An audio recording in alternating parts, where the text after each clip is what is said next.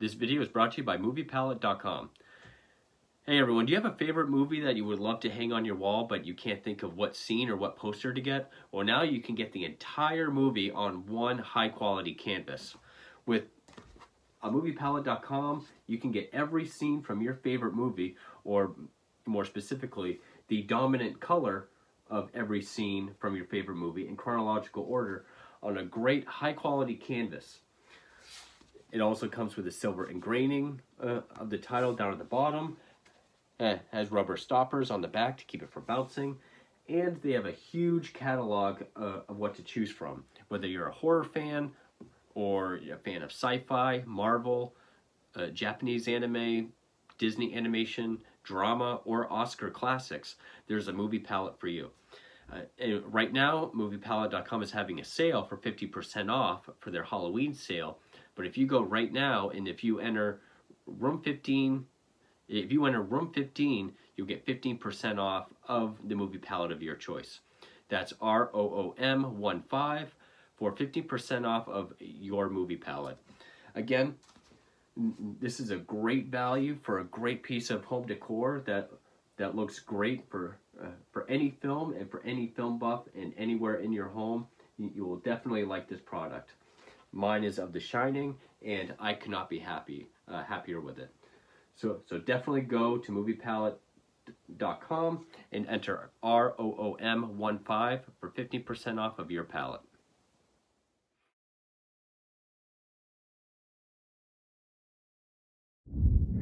Hey everyone, welcome back to Room 237, back with another review. And this might be a longer video just because there's more to talk about. This is a review that's been kind of a while in the making because it took me a while to watch it. This was something me and my girlfriend were both really into seeing, but we could only watch it together on the weekends when we had time. It is a series, but it's based around one of my biggest passions. And probably my biggest, more so than horror films, and more so than Batman. This has been the biggest passion I've had for most of my life, probably since I was 12. And that is the study of, or the interest of, I'll say true crime, but what I really mean is serial killers. Serial killers, mass murders of various kinds, or very notorious one murder cases. It's the thing I'm most fascinated by in life. And this is something major that a lot of people are talking about. I didn't even know this was coming out. I didn't know this was a thing until like the week before. I just happened to see Netflix, this is coming. And yes, it is the Netflix 10-episode limited series, Dahmer. Which, it has a weird title. Dahmer, like Dahmer, then Monster, the Jeffrey Dahmer story. I think it would have been better if it was just called Monster, the Jeffrey Dahmer story. But I guess with algorithms. Now, as I've said, I've studied and been into serial killers for almost 20 years now at this point. And Dahmer was one of the first ones I ever started to read about, because it was a name I heard a lot. He was one of the first ones I looked up and started reading about. And before I get into that, I do just want to say something about serial killer films. Now, not documentaries, like movies, like with actors and a script. Normally, they're not that good. You do get the exception, Monster, on Eileen Wuornos with Charlize Theron. Great movie. I will say Extremely Wicked, Shockingly Evil, and Vile with Zac Efron. A different take, or a different focus for a Ted Bundy film, but I thought that was well made. Other than that, you don't really get a lot of good ones. And there was a whole movement back in the early to mid 2000s with a lot of low budget and direct-to-video films that, like, the name of the killer was the name of the film, and they were usually pretty bad or pretty forgettable. A lot of them directed by Uwe Lamel. So really the best route to go are documentaries. And right now, the best documentaries out there on serial killers specifically would be Netflix's Conversations with the Killer series, which the Jeffrey Dahmer tapes just came out, I think, last week. I have been watching that. I am pretty well versed in the Dahmer case, and I know every few years there's a new Dahmer something that comes out. Right off the bat, I mean, I think even while he was still on trial, there was a low budget film called The Secret Life, which is more like an exploitation slasher film that just kind of bullet points all the major things. There was the 2002 film with Jeremy Renner as Dahmer, which is okay. That's just another bullet point film.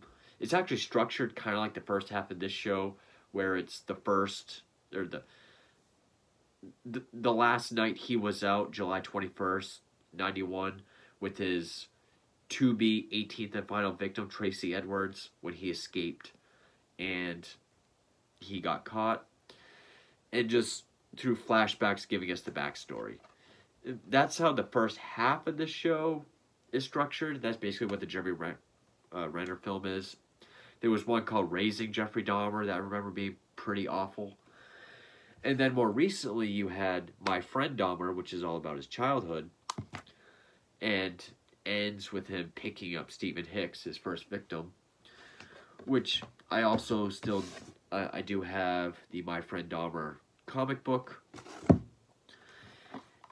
One thing I do want to say right off the bat about this is that a number of works on Dahmer shows him in a sympathetic light, and we do still need to remember he was a serial killer.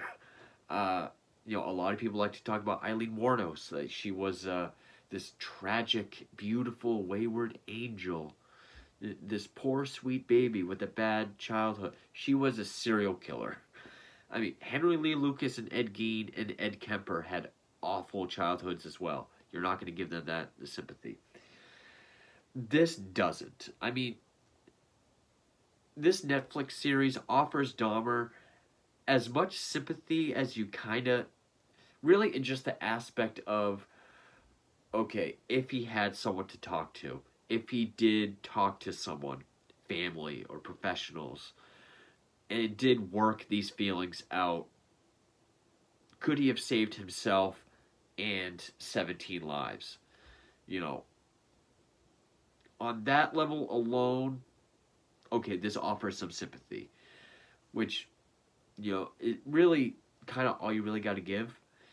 The rest of the movie series does do a good job at painting him.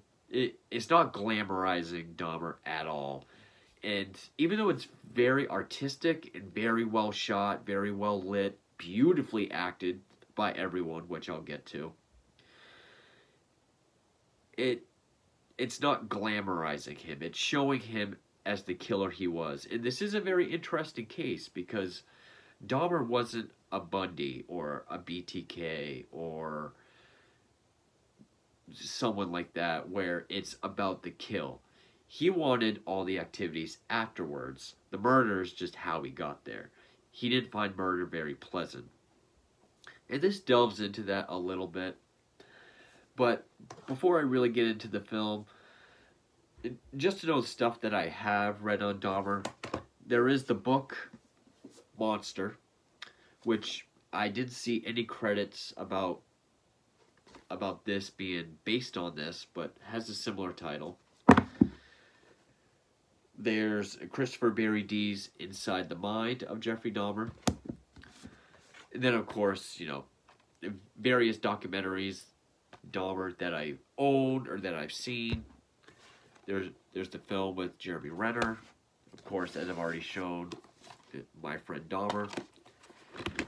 And then, this is just a couple that I have, just ones that he's on the cover of. The Encyclopedia of Serial Killers. This is pretty much my Bible. This was the first one I ever bought. There's this. Another big kind of encyclopedia. And then a third kind of big encyclopedia. This is just 3 of like between 20 and 25 books like this that I have. I might do a collection video at some point. I just wanted to show that I have read a lot on Dahmer. And probably the biggest thing I can give this film is how incredibly accurate it is. Now, yes, a lot of things are... I'll say everything that happens in this series happened in real life. But yes, they might have been a little embellished, a little exaggerated, or changed slightly to further represent a bigger picture, which I'd much rather have things that actually happened be maybe a little stretched for either dramatic effect or to kind of serve a greater purpose, which I'll explain what I mean, than a movie where they just make shit up, which happened a lot in those early 2000s films. And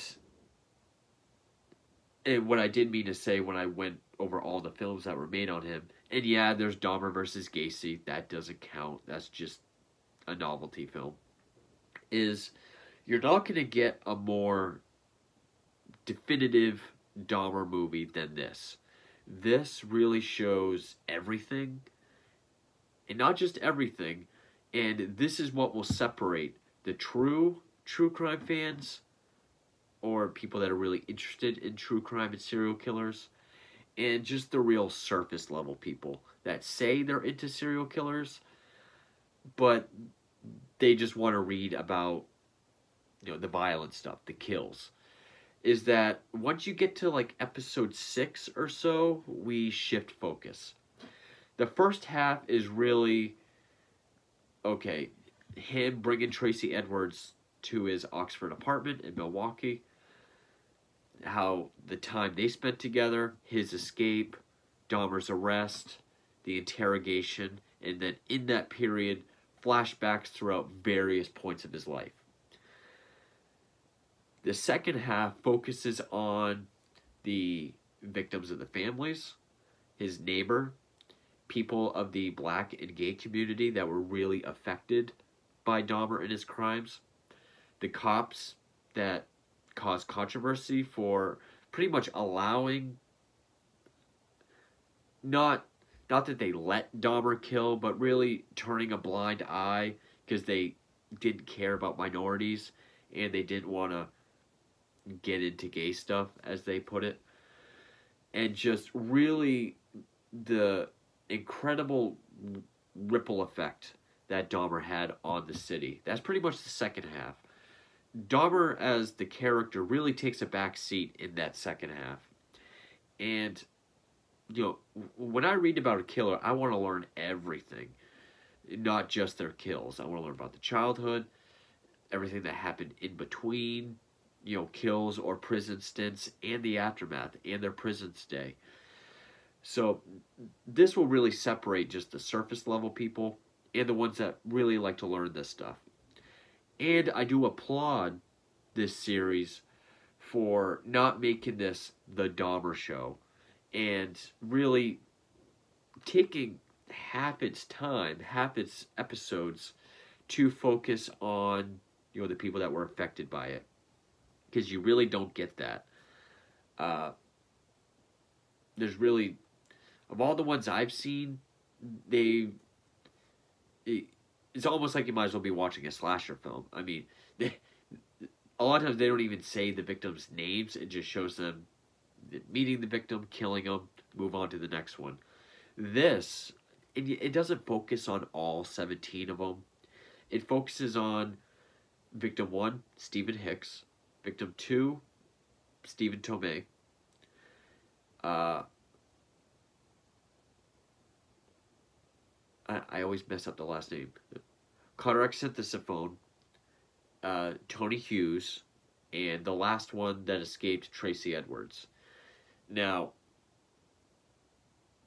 I think Tony Hughes is a composite character. I think he represents sort of the gay black community. It's like all the victims are all those kinds of characters put into one. He even gets his own episode. which I think is to establish that these were real people. Like, these were people, human beings that had families, they had lives, they had futures. Like, the whole episode is just centered on Tony Hughes. And then Cataract, because, the sex crime Dahmer was convicted of in the late 80s for exposing himself, was Cataract's brother.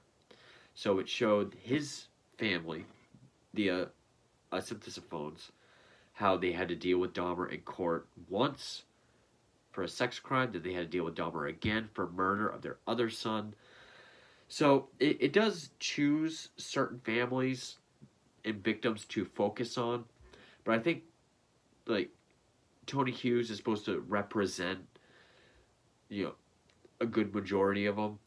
Same with the character of Glenda Cleveland, who's played by Niecy Nash. She's a standout in this, and her performance was excellent. Now, she plays the character of Glenda Cleveland, the next door apartment neighbor to Dahmer in the Oxford apartments, who had to deal with the smells coming through the vents, the sounds coming from his apartment. Dahmer made her a sandwich once, which I'll get to these events and how the movie kind of makes them feel and what the real life events were like. But in real life, she's another composite character where Glenda Cleveland, well, also, she's the one that keeps calling the cops to check on the welfare of Cataract, because he's another one that, in a drugged state and had his brain messed with, he escaped, he couldn't speak, he was dazed, cops found him. Dahmer said he was his 19-year-old boyfriend, even though he was 14. The cops were like, oh, it's gay stuff. All right, just go back inside and just stay inside. Brought him back inside Dahmer's apartment. In the movie, it depicts Glenda Cleveland as the neighbor that looks into the welfare and tried to get the cops to look into this. Where in real life, Glenda Cleveland lived either across the street or in a neighboring building. His actual next door neighbor was a woman named Pamela Bass. So there are some composite characters, but what they represent is fine. It's not like they cut Pamela Bass out just for time or whatever. They just kind of grouped some characters together, which I think is fine. Over 15 minutes in, I haven't even... So it was created by Ryan Murphy and Ian Brennan. Ryan Murphy, of course, heavily involved with, I don't know if he's the creator or the director of... Yeah, he created Glee, American Horror Story, Scream Queens, probably mostly known for American Horror Story. Directed by a bunch of different directors, which I think a few of the episodes were directed by black filmmakers. So some people have asked, is this kind of almost like showing their point of view of it as well, or like an artistic take? And of course it stars Evan Peters as Dahmer, which I will say he did a phenomenal job. I will say he might be... I wonder if they had taken a nobody, like just a completely average-looking nobody, because that was a big part of Dahmer's character, was that he was so average-looking. But, I mean, he got the mannerisms, the accent. His voice might have been a little higher, but he got the voice, the way he carried himself. He was creepy when he needed to be. He was sort of sympathetic when he needed to be, when the story allowed it. And he looked young enough to play Dahmer from high school all the way up to 33 when he was killed. Spoiler alert. His father, Lionel, played by Richard Jenkins, another great performance. I do have Lionel Dahmer's book. It's just at my sister-in-law's house because she wanted to read it. Molly Ringwald as his stepmother, which I didn't even know that was her. Like I said, Niecy Nash as Glenda Cleveland. If I ever said Carol Cleveland in this, I apologize. I must have been thinking about Monty Python. I mean Glenda Cleveland. And Grandma, played by Michael Learned. Music by Nick Cave and Warren Ellis. Not to be confused with... Oh, never mind. So it's 10 one-hour episodes. Had a number of directors. And...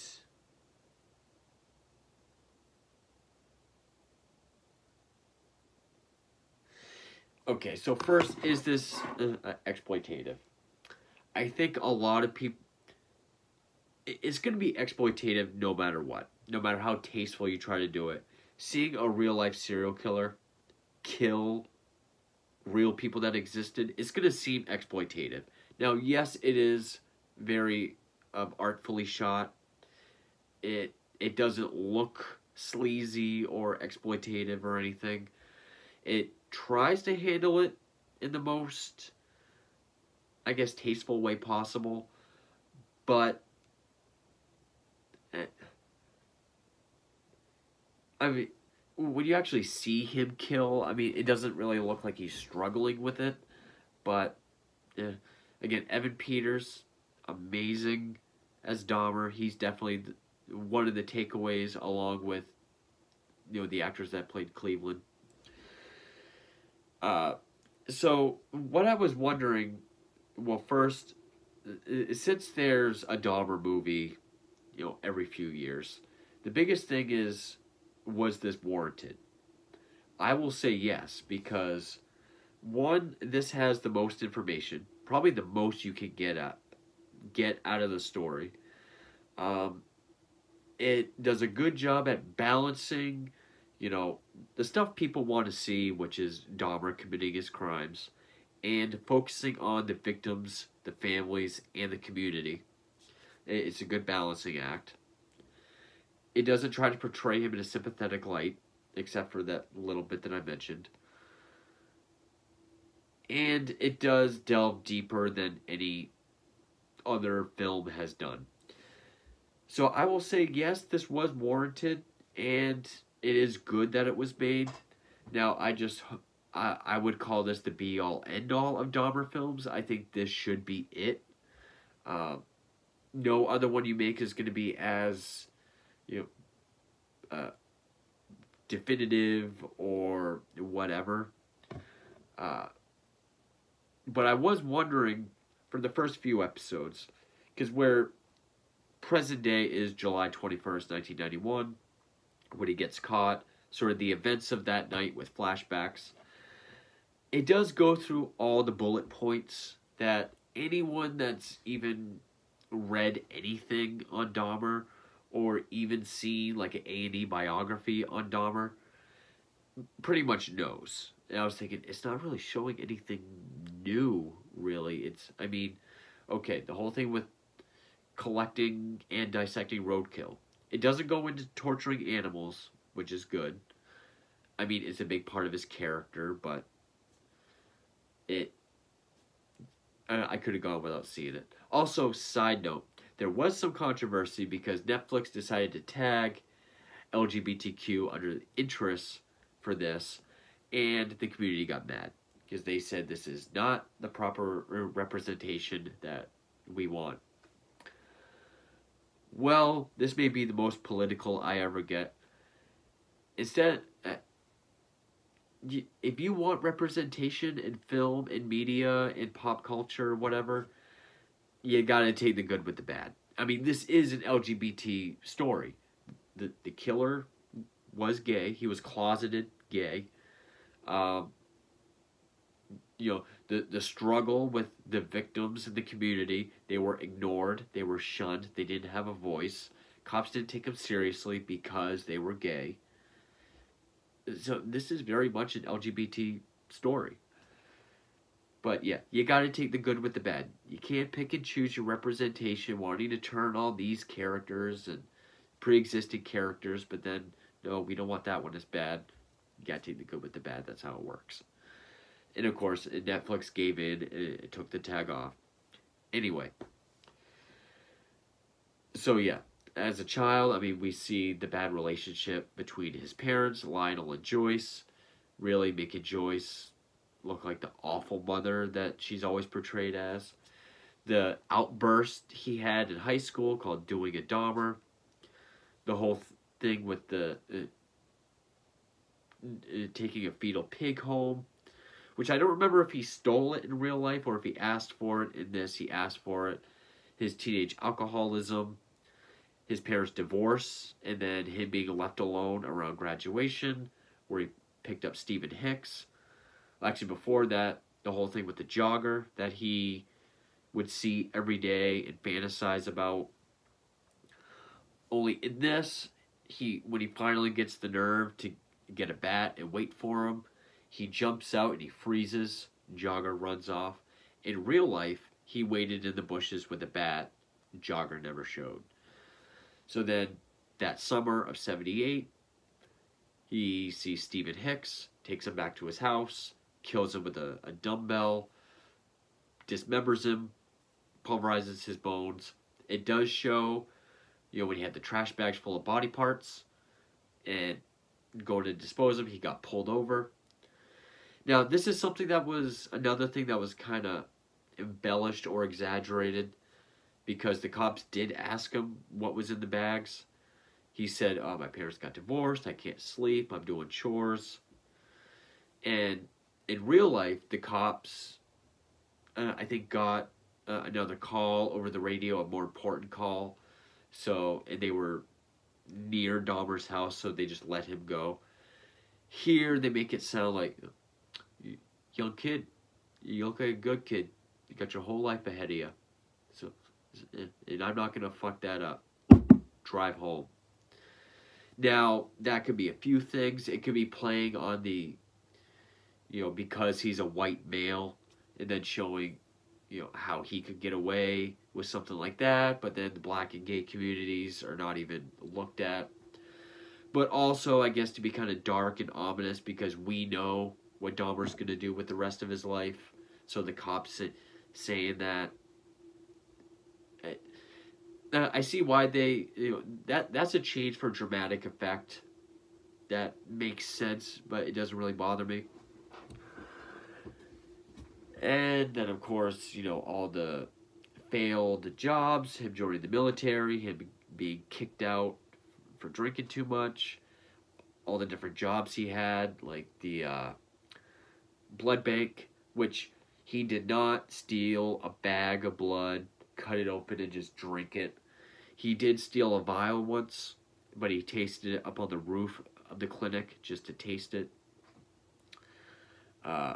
Him having to move in with his grandmother, the whole thing where he stole a mannequin and his grandmother finds it. Then him getting a job at the chocolate factory. Well, first he worked at a deli. I think he lived in Miami before the military. So Miami military kicked out. Blood bank. Worked at a deli. This is when he was trying to quit drinking. The movie shows that it was public exposure at a carnival where he's masturbating in a carnival. Then he gets arrested for the sex crime. In real life, I believe he masturbated in front of Carter Synthesophone's brother. Got a very light sentence. Got no counseling. He was put back out. Then he had to get his own place. Well, during this period is when he started killing other men and being blacklisted from bathhouses for drugging men. It does show the murders at his grandmother's house. The second one, Stephen told me, was the accident at the hotel that he doesn't even remember because he blacked out. He drugged himself by accident. How he had to go up buy a suitcase, smuggle him out. It does have the whole locked box incident changed slightly. where Lionel, is in the bedroom, saying, open up this box. Dahmer saying no. And he goes down to get a hammer to break it open, but Dahmer opened it, showed him it's just pornography because there was the head in it that he took out and hid. In real life, Lionel took the box down to the basement, and as he was about to smash it open, he realized what he was doing and he stopped. And when he got out of jail for the sex crime, he moved into the Oxford apartments, and that's pretty much it, working at the chocolate factory, and more murders there. And then, of course, the whole thing with cardiac synthesophone, how he escaped, cops brought him back, and then Dahmer killed him. So, I mean, it does go through all those bullet points that you see in any other Dahmer film, but obviously these are more, no pun intended, fleshed out, more detailed, probably more accurate than some other films, even if some of them are still a bit exaggerated or embellished slightly. Like I said, Glenda Cleveland calls for weeks to look into the welfare of Kodarak. They just keep telling her not to worry about it. We don't need to do a background check. It's nothing. Stop calling. Which she did do that, but she was not the next door neighbor. That was Pamela Bass. Now, some other things, like the sandwich, because eventually she complains about the smell. So Dahmer has to get evicted. And he comes over with the sandwich as like a peace offering for her to take the complaint back, but she won't.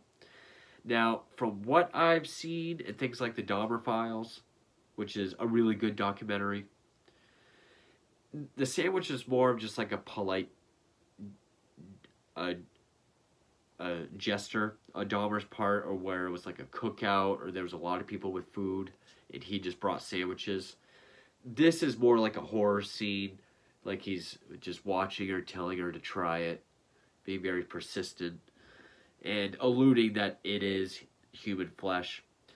It was never confirmed, but Pamela Bass always believed after the fact that he fed her human flesh.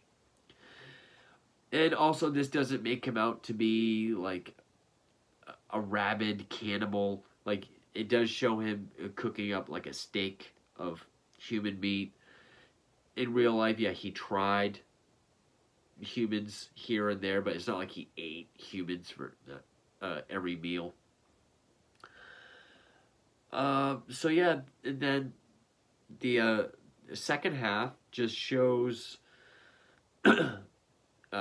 well, one, there's the episode with Tony Hughes, who I think represents, just the overall the people that he took. They had families, they had futures. He killed him, and then it just shows, the two cops that led Kodarak back into the apartment. It shows the internal affairs investigation. Pretty much the whole city of Milwaukee is after the police department, especially the black and gay communities, for, we know that you slacked off or didn't give a shit. That's why he was able to do all this stuff. It does show that there was an internal affairs investigation. They were suspended, then reinstated, which in real life, I know at least one of the cops continued to work up until his retirement just a few years ago, like very recently. And this, it does do a good job at just showing this dark cloud that Dahmer had over the community, which a lot of movies don't show, and I think a lot of people forget. There was the lawyer, was it Joe? I always forget his last name.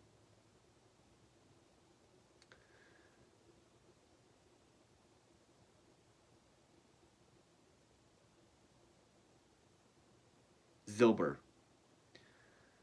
How he took everything from Dahmer's apartment and had it destroyed in a landfill because he didn't want it getting auctioned off and being glamorized. Showed Dahmer in prison getting fan letters, wanting autographs, drawings. They're sending him money, sending him comic books of that were made of him. It does show a lot of talked with the lawyers about trying to do the insanity plea. And I know I haven't really mentioned Evan Peters much, but he's so great in this role. And what really sells it, apart from the perfect accent, is how just aloof and disconnected he is. I mean, whenever someone talks to him throughout this entire series, it's just like, yeah, I know. I don't know. Just when Richard Jenkins is giving him shit, he's just like, Dad, all right. I'll stop. It just, all right, Dad. And I can't praise him enough. And he really was great. It does show how, okay, I feel like someone now. I have people who like me. And some of the problems he caused in prison, kind of trying to be a clown or causing problems. But also shows how Jesse Jackson got involved for like a civil rights type movement. One thing that does show, and I don't know if it happened like this, but when the two officers are reinstated, there's this big, beautiful officers banquet where they get these awards for bravery. It almost looks like the Oscars.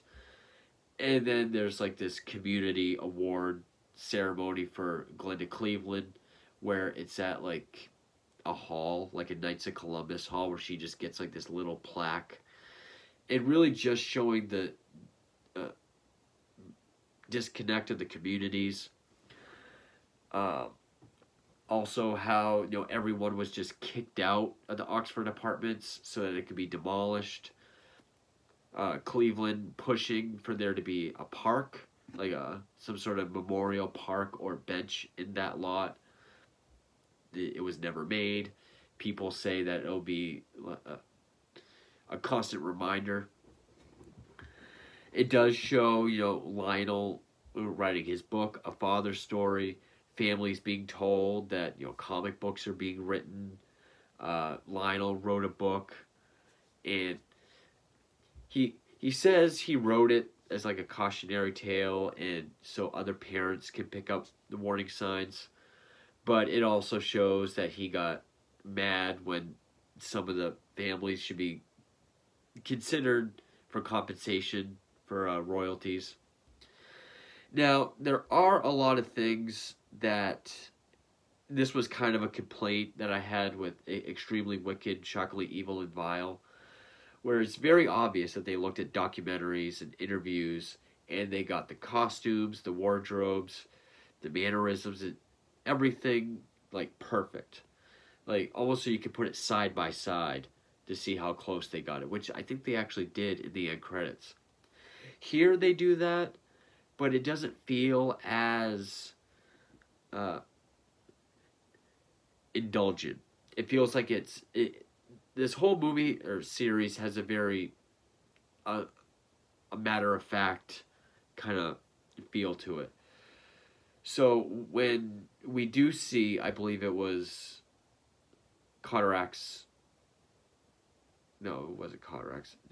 I believe it was Tony Hughes' sister. I could be wrong on that. When she freaks out and yells at him in court, wearing the same clothes, the same freak out, same movements. It doesn't feel as indulgent that like, hey, see how close we got it to the real thing? That say something like Extremely Wicked did. I actually applaud it for how close they got it.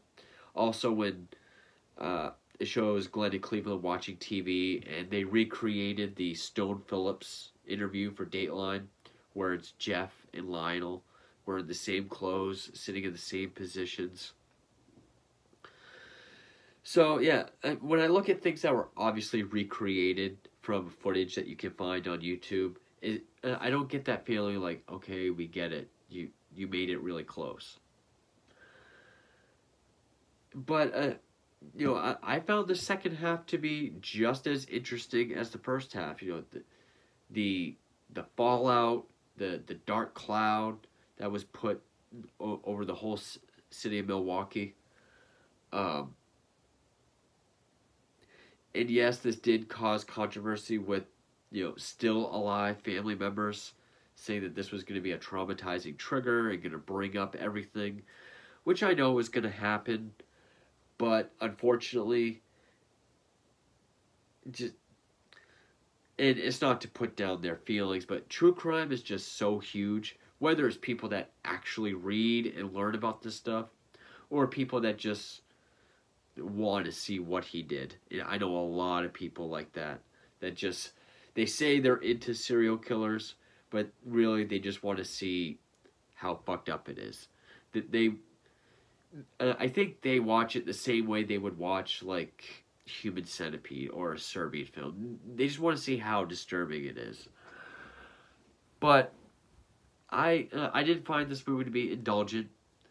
I thought it really is the best focus for a serial killer film, where you show the crimes and you represent the victims, the families, and the communities just as much.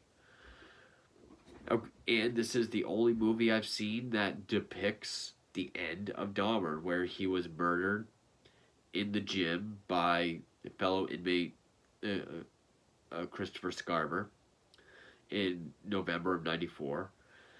It's brutal. It should be. His death was just as brutal as other stuff that we saw. What he did to his victims. But yeah, overall, I thought it was very good. Great. Even if take Dahmer out of it. Say this is a fictional story.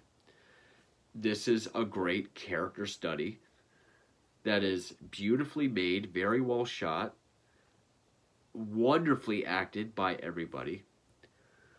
Oh, also it draws parallels because from what I've read, after he was murdered, they wanted to preserve his brain and study it. See how he ended up this way, nature versus nurture. Because that's what was done with John Wayne Gacy. We do get parallels with Gacy. I believe it's the next to last or last episode. We get like a big intro of Gacy in his life. And I want to see who played Gacy because he did a really good job. Dominic Burgess. He was in Raising Hope, Doctor Who, Always Sunny, Feud, Betty and Joan. He was a cop in Batman Begins. I do know who he is now. I remember him in Batman Begins. Where it shows, him luring a young man, then killing him in his clown outfit, then being executed. It shows the parallels of how Gacy's execution and Dahmer's baptism was on the same day. And because Gacy's brain was saved and studied, they wanted to do it with Dahmer's. The whole court case over whether Dahmer's brain should be studied or cremated like the rest of his body. I mean, this movie goes so much into it that unless you're reading like an actual biography, you're not going to get as much information as you do from this. Now, granted, again, some of the stuff might be slightly exaggerated or embellished, but I think that's okay because the dramatic effect they're going for makes sense. Or if it's because the characters are amalgamations, then certain things have to be changed. I get that. But overall, this is the most accurate real-life serial killer movie that I've ever seen. And because of that, probably the best.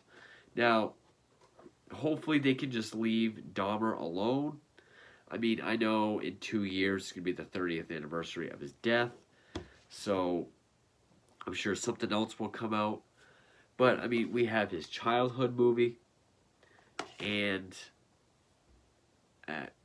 well, this also has his childhood. You're not going to get something more in-depth, more fleshed out, more just wide in scope than this. This is the definitive Jeffrey Dahmer film series, whatever you want to call it.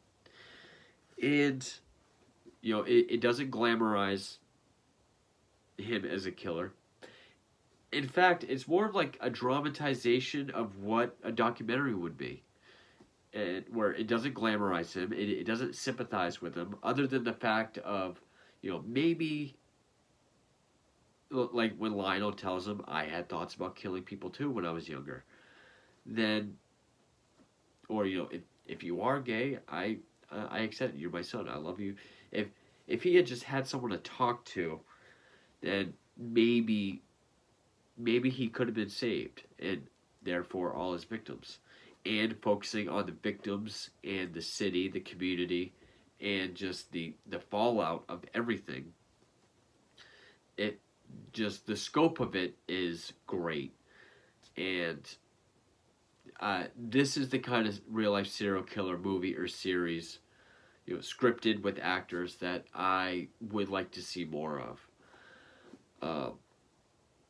And yeah, again, this will separate the true crime serial killer enthusiasts than people that just want to see the salacious stuff because of that second half.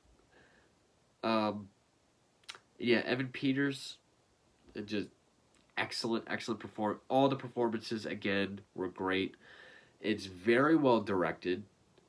Even if each episode or every few episodes has a different director, it does have this stylistic through line throughout the whole thing.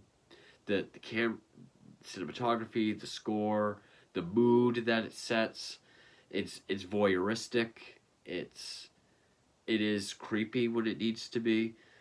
It's really sad, like when it does a good job at just showing the heartache of the families of the victims. And this is the kind of serial killer series or movie that we should be seeing. Not the ones from the early 2000s that are just more so cash-ins. This tells the story as is, as truthful as it can, on the biggest scale that it can. And some people might find it indulgent, where at the very end it brings up pictures of all 17 victims. I didn't really find that indulgent, really. But yeah, I enjoyed every episode of this series. Even episode 6, which I'm sure a lot of people will say that's the most boring because it just focuses on Tony Hughes. It just puts more perspective into the other side of the Dahmer story, which is his victims. And I would love to see this treatment for other killers. I thought this was great. Yeah, as a lifelong serial killer enthusiast, I really enjoyed this series. So yeah, that is the long-coming Dahmer Monster, the Jeffrey Dahmer story review. I know it's been kind of all over the place, but there's just a lot to delve into with 10 hour-long episodes and just with so much going on in each episode. But yeah, hopefully it wasn't too random and all over the place, and hopefully I got all my information right. I'm pretty sure I did. Again, I've read quite a bit. If you would like to see a collection video of all my serial killer material, feel free to let me know down in the comments.